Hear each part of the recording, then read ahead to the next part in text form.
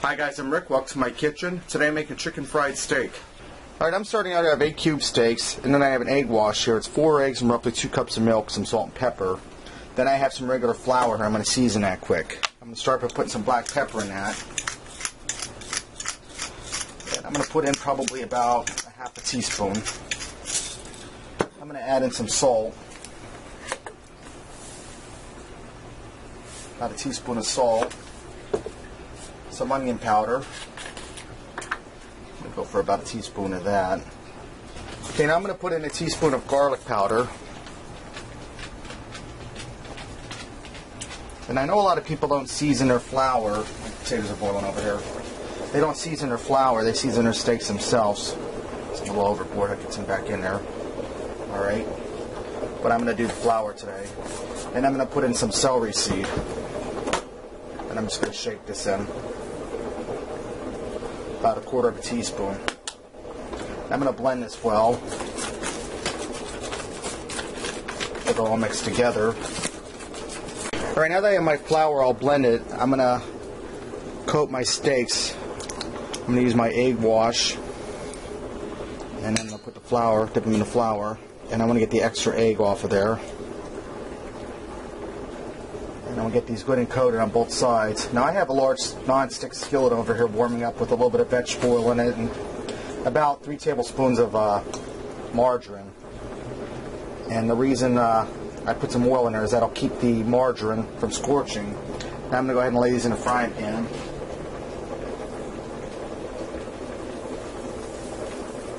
And I should be able to get about 4 in at a shot, so this will be 2 batches I have to do. And a funny story about cube steak. When I was a young guy, in my early 20s, me and the wife, who was my girlfriend at the time, didn't have any kids yet, we went out to a restaurant, and I really wasn't sure what cube steak was. I seen it on the menu, and I said, I'll take that rare. But what I wound up eating was a big blob of hamburger, raw hamburger. So I knew from that day on, never order a cube steak rare again. Alright, I was only able to get 3 of these in here at a shot, so I'm going to fry these over medium heat so they're golden brown on each side. Take them out and finish up my other steaks. Alright, my steaks are brown, but they're still raw in the middle. I'm going to set them aside and finish frying the rest of them, and then I'll return them back into the pan. Alright, all my steaks are fried, and as I fried each batch, I added a little more margarine and oil in. There's still a little bit of oil in there. I'm going to add in about a tablespoon of margarine in there. And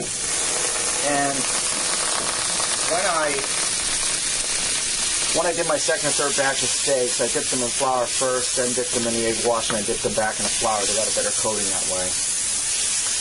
Right now I'm melting down my margarine here. Now I'm going to heat down on low, because I don't want this to get a burnt taste in it, because I'm going to make a gravy. Alright. And be careful when you use non-stick to use plastic or wooden utensils. You don't want to scrape it all up or scratch it. Alright, now this flour that I used to bread the steaks in, I'm going to add a little bit in there and make a roux. I'm going to add about 3 tablespoons, and I'm just using a fork here and eyeballing this.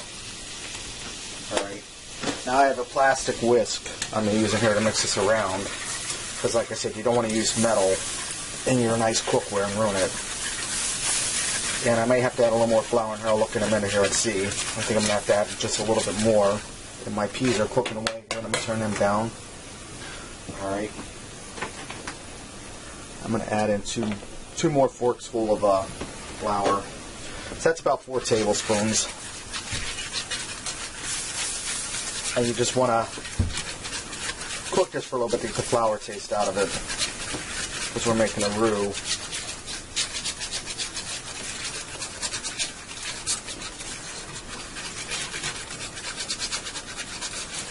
Alright, now I have 4 cups of milk here. I'm going to add in here slow. This is cold milk, so I don't want it to curdle up on me. So I want to go slow and keep stirring. And it's going to make a nice creamy gravy for us.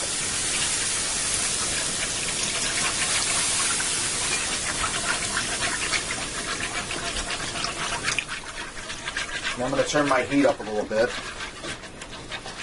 almost to high.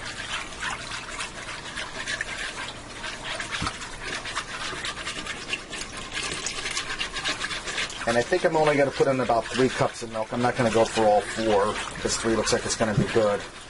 Now I'm going to let this cook for a little bit to start to thicken up. Then I'm going to add them steaks back in there and continue cooking them in that gravy.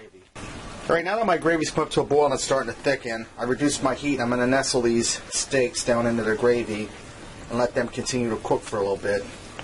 And they'll also help thicken that gravy because of the flour coating on the steaks. And I didn't have to season my gravy because I use that seasoned flour that I dip the steaks in. And I'm going to turn my heat down a little more here because this is going just a little crazy for me. So I'm going to finish getting my steaks in here, turn the heat down, and let these cook through for a few minutes. Alright, it's only been a few minutes, 2 or 3. My gravy's nice and thick, as you can see, and my steaks are done. So let's go ahead and serve this up and see what we got. Alright, there you have it. Chicken fried steak and a creamy gravy. Give this a try. I think you'll like it. And until next time, I'll see ya.